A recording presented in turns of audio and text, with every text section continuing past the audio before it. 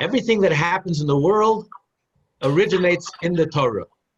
So where does this whole idea of social distancing, the word that we've come to hate so much, social distancing, where does that come from?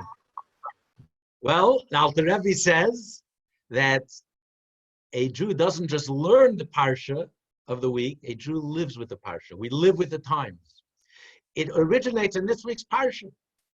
The idea of social distancing, we read about the Metzorah, that we loosely translated as leprosy. It has nothing to do with leprosy. It's a purely spiritual, miraculous phenomenon that only happened to the Jewish people only during the times of the temple. You know, there is no cure for leprosy, but we have no other word for it, so we call it leprosy. The skin turns white, or the clothing, or your home. And how do you treat it? Social distancing. The person is quarantined. He has to sit alone. He's outside of the camp. And it seems that so why is this happening now? How is this relevant to us today? It seems to be something totally negative.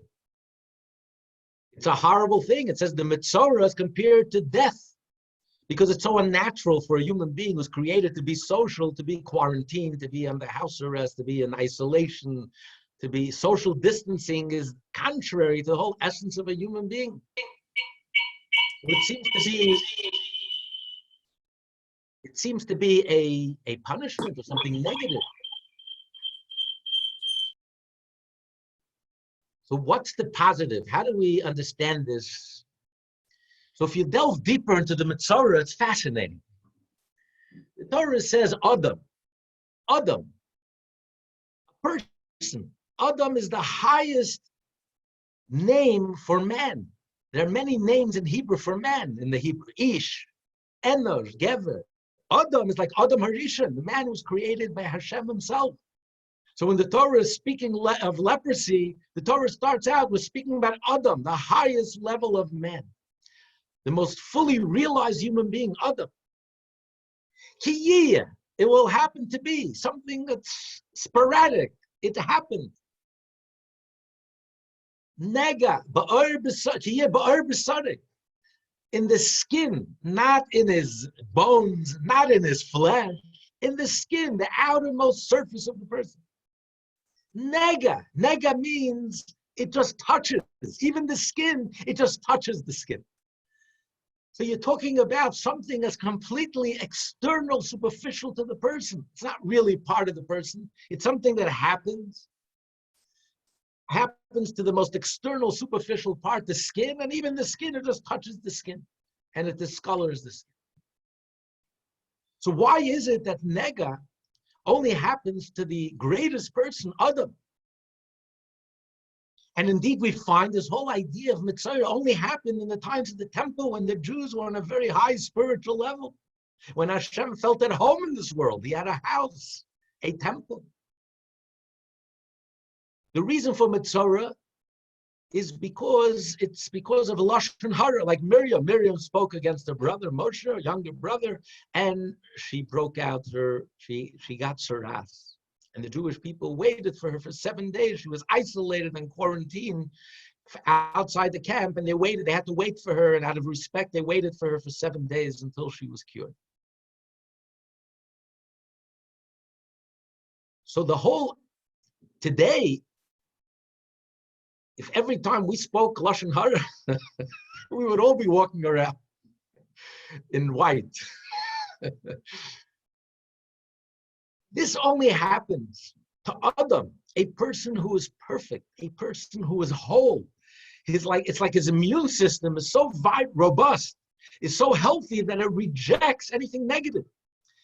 Lashon Hara, especially the type of Lashon Hara that Miriam spoke, she didn't intend to speak anything negative. She had a legitimate complaint. She didn't understand Moshe, why he separated from his wife for 40 years. And she, as an older sister who saved the brother's life and predicted his future, she was a prophetess, she thought she had a right to to give him a little feedback, honest feedback. And as a result, she broke out into tsaras. So we're talking about something that's very superficial. It's something that it's in speech. It just happened occasionally. There was no evil intent, malicious intent. It wasn't like trying to tear the other person apart. Not like today's politicians. Each one tries to rip the other person, destroy the other person. That's vicious, malicious. That's pure lashon hara. Here we're talking about the subtlest type of lashon hara. I just maybe abused my power of speech. I should have spoken one way, and instead I spoke a little lashon hara. So it just happens to be, it's external, it's just in speech, no harm intended. And that's why, because the inner system is so robust, is so vibrant, therefore, it breaks out on the skin, the most superficial part of the person. It's called a nega, it just touches the skin. It's completely superficial to the person. And that's why it doesn't happen today, because today, the evil is within us. It's not something, it's not skin deep. Alavaya was skin deep. We wish it was skin deep. But because it's much more internal, that's why it doesn't affect us. Negativity, we don't reject it. Our body doesn't reject it. When you're so robust and so healthy, the smallest illness, the smallest thing, your body rejects it, responds to it vigorously. And it expels it to the surface, to the skin. The fact that we don't break out is because by us, it's unfortunately much more internal. But the more you delve into the tzaras, you see it's fascinating. It's different than any other impurity, even though it's a very severe impurity. You find that the person is not impure, does not become impure until the Kohen decides that he's impure. It's only when the Kohen declares him to be impure, then he becomes impure. And therefore, there are times when the Torah tells the Kohen not to declare him impure. For example, if he's a groom, he's getting married, and his skin turns white, you're going to declare him a Metzorah. You have to quarantine him, you have to isolate him, you'll have to cancel the wedding. So we say, go enjoy the wedding, the 7 days of celebration after the wedding, and then we'll deal with you. Then we'll call you a Metzorah, the Kohen will declare him a Metzorah, and we'll start the whole purification process. That's A. When it comes to other impurities, it happens automatically. If you touch, you become impure. Doesn't matter if it was accidental, unintentional. It's a fact. You ate poison. Well, I didn't mean to. It's a mistake. Very nice, but you ate the poison. It's an objective reality. Did you touch the impurity? Didn't you touch the impurity? It doesn't matter. Accident, unintentional, who cares? You touch something impure, you become impure. Only with the Metzorah is the exception. That you're a Metzorah, and until the Kohen declares you're a Metzorah, you're not a Metzorah. Why? Also, other impurities, how do you purify the impurity? Either you have to allow time to go, and then after the right time, you have to go to the mikveh, you have to do something else. You have to sprinkle the red heifer, the ashes, and the water, the red heifer. So you have to do something from the outside and do something to bring that impurity, to bring that person back to a state of purity. When it comes to the red heifer, when it comes to the Metzorah, the leper, there's nothing outside. You have to look at the spot, and you have to watch the spot. The Kohen takes a look at the white spot, and he has to determine whether it spread, it didn't spread, whether it diminished, its color diminished. You have to wait until the Metzorah disappears, either shrinks until it no longer has the proper dimension, the minimum dimension for it to be considered a Metzorah, or it loses its whiteness, it becomes less white than the whiteness of an egg. And when the Metzorah clears up, then he becomes pure. And also, what do you have to bring in the Kohen? Why does it have to be a Kohen? Why can't anyone sit and measure? Did the whiteness diminish until it's no longer considered a white, the minimum level of white for it to be considered a Metzorah, a leprosy, or not? Did it shrink or didn't it shrink? Anyone can measure it. Why do you need a Kohen? So you see that there's something different about Metzorah, something unique. So Chassidus explains because the root of Metzorah actually comes from a very, very high level. So much so that we find that the Talmud refers to Mashiach as Metzorah. Mashiach sits on the outskirts of Rome, and he's a Metzorah. Why would the Torah label Mashiach, the holiest Jew, who's going to redeem the Jewish people in the entire world, as Metzorah? And isn't it fascinating? This week we read both Torah portions together, Tazria and Metzorah. What's the theme and the topic of Tazria, the first Parsha? It's all about the Metzorah. When the Metzorah is called impure, considered impure. What's the theme of the second Parsha, Metzorah? The purification of the Metzorah. So wouldn't it make more sense that the first Parsha should be called Metzorah, which talks all about what qualifies, what renders someone into a Metzorah, into a leper? And the second Parsha should have a name like Tazria, means life, to conceive life, something positive, which shows on the rehabilitation and the healing of the Metzorah. And yet here it's the exact opposite. The name of the first Parsha is Tazria, which talks about life, conceiving life, bringing life into the world. And the second Parsha, which is all about the healing, is named Metzorah. So we see that there's something different about the whole Metzorah. Really, the root of Metzorah comes from a very, very high, very profound level. And that is that the Kabbalah speaks a lot, and Chassidus explains that when God created the world, it says in the beginning of Genesis that via Aretz, I said, the world was chaos. And then Hashem said, let there be light. And then he proceeded with creation. So the Kabbalah and Chassidus explains that first you had the lights of Tohu, you had the energies of Tohu, chaotic energies, intense, powerful energies. But then there was a shattering of the vessels. The vessels couldn't contain these energies. And then begins the process of mending, the world of Tikkun, a different type of light, a different type of energy, an energy that could be contained. So the lights of Tohu are different, qualitatively different than the lights of Tikkun. It's not just this is greater and that's smaller. It's a whole different level of energy,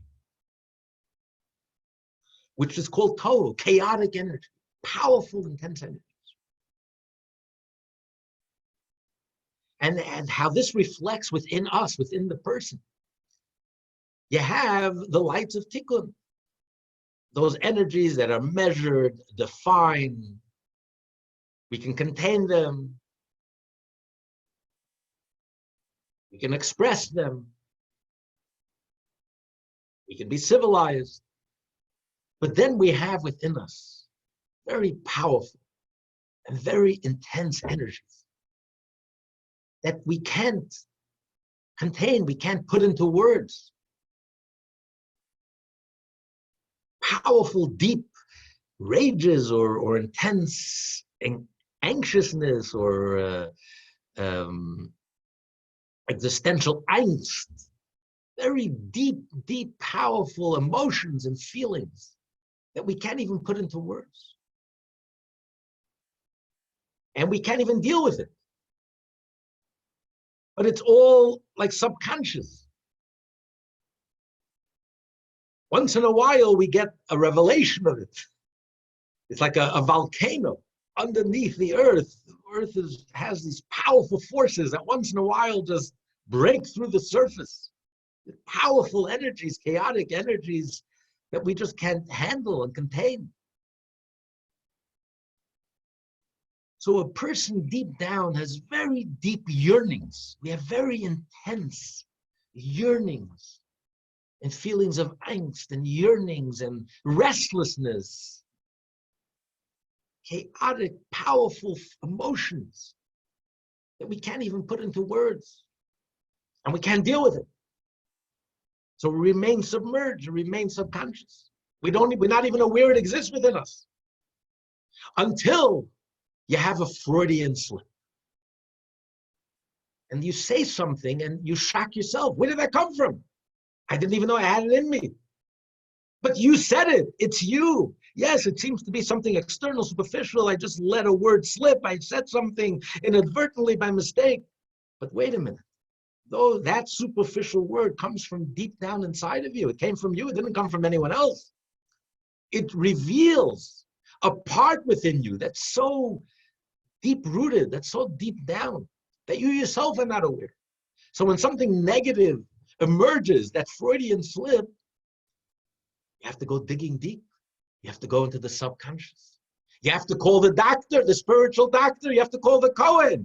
Only the Kohen, the highest Jew, the most spiritual Jew, the level of Chachma, who has a window to the soul, who has a window to the subconscious, he can help you heal. And what's the healing? What's the answer? The healing is not to bring something from the outside to heal you.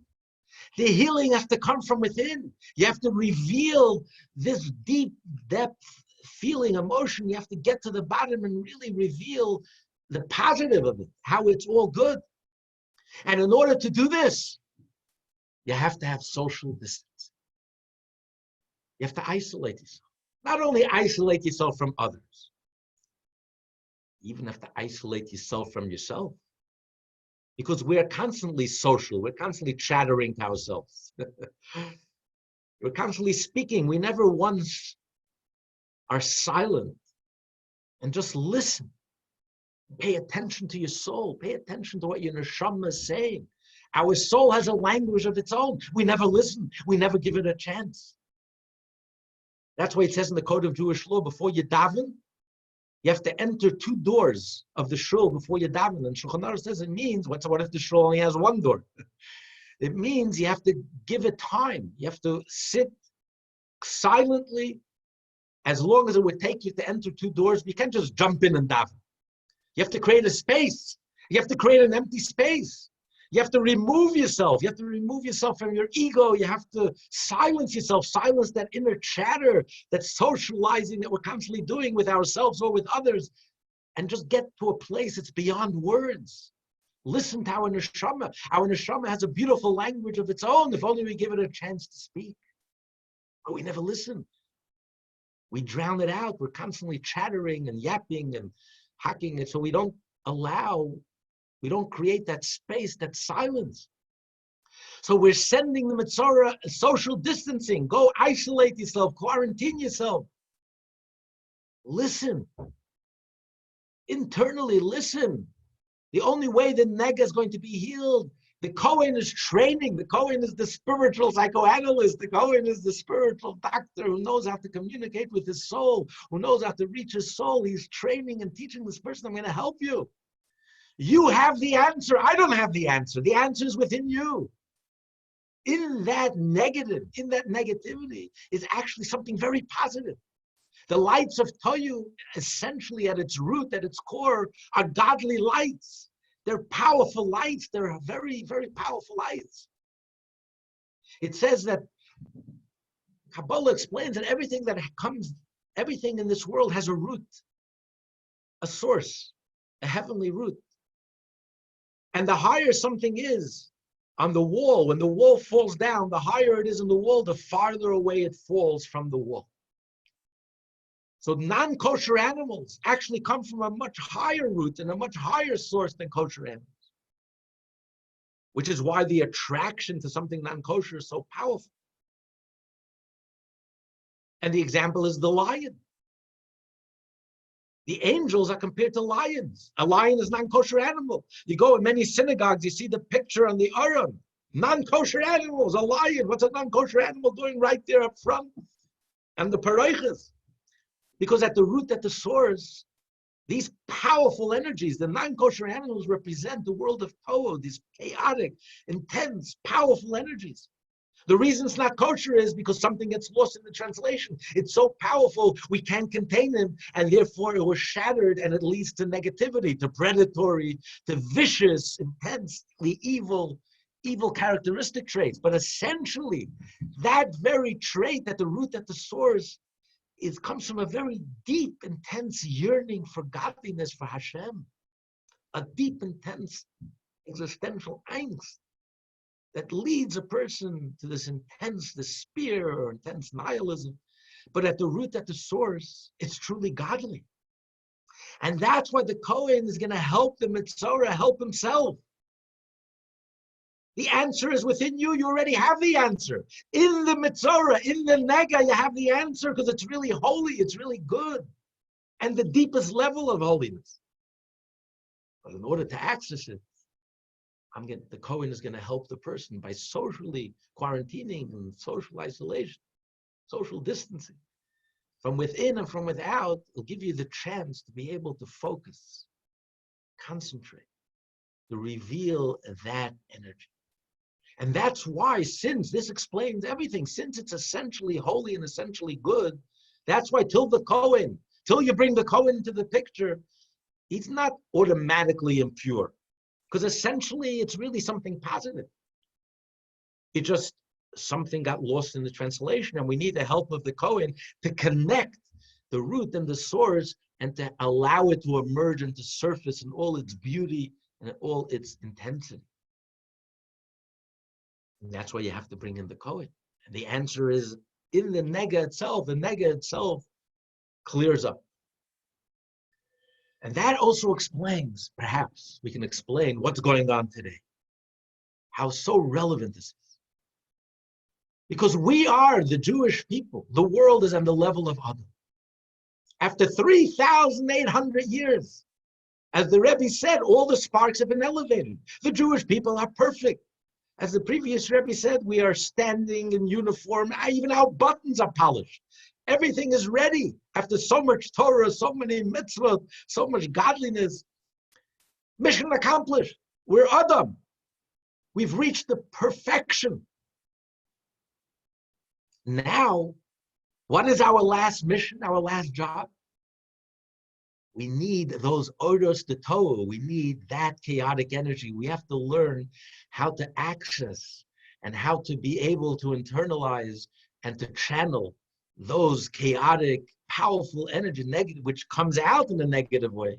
How to be able to channel those energies in a positive way. Now that we have reached the perfection of the world of tikkun, the world of mending, now it's time, we're ready to be able to channel and to receive those intense lights. That's why Hashem, just like the Metzorah, he quarantined us all. Social distancing. It's a time to focus, it's a time to concentrate, it's a time to truly listen, including internally. Social distancing from our constant inner self-chatter and superficial, go to a place that's beyond words, and to be able to bring into words something that's really beyond words, to be able to capture those intense energies that we have within us and to channel it in a positive way. And Hashem has confidence that we're able to do this. It says the Baal Shem Tov, in the year 1746, Rosh Hashanah, 1746, the Baal Shem Tov went to heaven. While he was alive, his soul ascended into heaven, as he would many times. He says, in that Rosh Hashanah, he ascended to a place he's never ascended before, until he reached the Academy of Mashiach himself. And there was such joy. He never felt such joy. He thought that it means that his soul passed away, and everyone is so joyful that the Baal Shem Tov has come back home. They said, no, you're going back. You have a lot of work to do. And he asked Mashiach, he says, when? When is Mashiach going to come? And Mashiach responded, when your wellsprings will be spread throughout the whole world. And the whole world, everyone will be able to unify, make unifications, just like you will be able to make unifications. And the Baal Shem Tov says, started crying.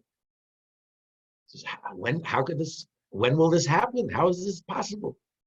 Everyone will reach that level, same level of the Baal Shem Tov, will be able to unify and make these unifications to Hashem, to reveal that everything is unified within Hashem and everything is really godly at its core and its essence. It's truly godly and holy, and to be able to reunify it and reveal that godliness and holiness. Hashem cried, like, when is this going to happen? And here we are almost 300 years later, still waiting. But maybe this is the moment. This is the true meaning of the Metzorah, the Parsha of the Metzorah, which we're not only learning and studying, we're living with it. Hashem is empowering us. And that's why Mashiach is called Metzorah. And that's why the Parsha of healing is called Metzorah, because that is the healing. The healing is the Metzorah itself. Hashem says we have the power to transform.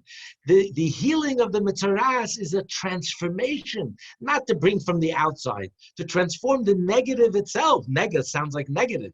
The negative itself, and if you turn the letters around, nega is oneg. There's nothing lower than nega, leprosy, and there's nothing higher than pleasure. So you turn the letters around, it's turning it around and revealing the Metzorah itself is really intense yearnings for Hashem. The problem is with these intense yearnings and the intense powerful forces and energies that if you don't know how to channel it and to deal with it, it leads to negativity, it leads to a wild animal. The root of the lion is holy. But the lion in this world is going to eat you up. It's a predator. It's not holy at all. It's very negative. But to be able to unite it and reveal its root and its source and to channel that powerful energy into holiness, this is what Mashiach's job is. This is when mission accomplished. So now that the Jewish people have fully realized their goal, every last spark has been elevated. Mission accomplished. There's no need to elevate any more sparks. It's done. We've been working at this for 5,780 years, and Hashem says, mission accomplished, done, finished. We're sitting at home, mission accomplished. But the last job we have, now that we're whole, now we can attend to the final. It says when Mashiach will come, we're going to inherit Esav. We'll be able to take the chaotic energies of Esav, the chaotic energies of Toyu, which leads to nega, to leprosy, to negativity, to viciousness, to evil. And we'll be able to reveal its true source, because everything, its true source is Hashem. Everything in this world, its true source is Hashem. Even what appears to us to be negative. But from Hashem's point of view, from a higher point of view, at the root, at the source, it's all positive. So even those negative energies within us, if we're able to approach it properly, we're able to reveal how it's all positive and it's all good. And this is the moment that we are all quarantined, that we are all social distancing. This is the time when we have that ability. Hashem is empowering us. This week's Parsha, Hashem is empowering each and every one of us to take the time to truly reflect and truly listen. And through the help of the Kohen, the help of the Rabbi of the generation, our Rebbe, to be able to truly dig into our soul, access the deepest, intense, subconscious levels of the soul, allow it to emerge and to surface, and to transform the negative into positive, where the Goyla itself, the exile itself, turns into Geula. The Goyla, the negativity itself, the same words, the same letters. You just add the Aleph. You add the one mitzvah, the one Jew, the one mitzvah, you add the Aleph, Hashem, Hashem Echad. You reveal the Aleph within everything in this world. As the Baal Shem Tov said, that Chet, sin, is spelled Ches, Tes, Aleph. But the Aleph represents Hashem, who's one. Because everything in this world has a spark. Even what's negative, it couldn't exist unless it had a holy spark. But the Aleph is silent. You don't pronounce it. That's the problem. The Aleph within the sin is silent. And were you to sense Hashem, were you to reveal the root and the source, you wouldn't be able to sin. And that's a Jew's mission, to be able to reveal the Aleph and to transform the Goyla itself becomes Geula, the same letters, and suddenly it's a different world. It's like you ever saw that, you look at two cups together and then you look closely, and then suddenly you realize that you're looking at the profile of two faces, like optical illusions. Optical illusions. So you're seeing one thing, and then you look, and suddenly you see something else entirely. That's Mashiach. We're looking at this world. We're looking and looking, and what do we see? Arrogance, coarseness, crassness, egotism, selfishness, self-absorption, pettiness, foolishness, meanness, viciousness. And suddenly, when Mashiach comes, you look at the same reality, and it like clicks. No, it's not that at all. It's a godly world. It's a beautiful world. All these chaotic energies are all powerful energies. That's deep, intense yearnings for godliness. Addicts, people who suffer from addictions, actually, in the most part, are very, very sensitive souls. They feel life very deeply. They don't know how to integrate it. They don't know how to deal with reality and something that's lost in the translation, and it leads to a shattering and to a breakdown. But at the root, at the source, they're really yearning and hungering for an experience, for a godly experience, for something very godly. And that's why we have insatiable appetites, because we're hungering for godliness, which is undefined and insatiable. So this is really what the Metzorah is about, and it's all positive. So perhaps this is what we're experiencing now, this social distancing and this quarantining, and this is the moment, this is the time when we can transform the nega into eineg, and all this negativity, just like as quickly as it came, this coronavirus, we should also end as quickly as it came, as suddenly as it came, and Hashem should heal everyone who has caught it and is suffering from it, should have a full and complete recovery, a speedy recovery, and those who didn't get it should never get it, and may this all end, and not to just to go back to normal, but to go forward, and the world will be in a whole different place, and we're going to go forward to Mashiach, who's called Metzorah, and we should meet all together on the Upper East Side of Yerushalayim. This Shabbos, you should hear the Torah reading of Mashiach himself. Tonight is Rosh Chodesh. Have a happy, good Chodesh. And Shabbos is Rosh Chodesh. Have a good Chodesh. And please stay well. And we're counting down the days. It's the Omer. Today is 14 days, 2 weeks in the Omer. We're counting down the days till we can see each other and be together. Enough with this social distancing. That's the word we're going to come to hate for the rest of our lives. And we should, when something is taken away from you, then you really appreciate it. Just the simple fact of having a cup of coffee together and sitting together and shul, and kiddush, it's just, Hashem should help. We should be able to do that quicker than we can imagine. And please stay well. Rabbi, can I ask a quick question to you?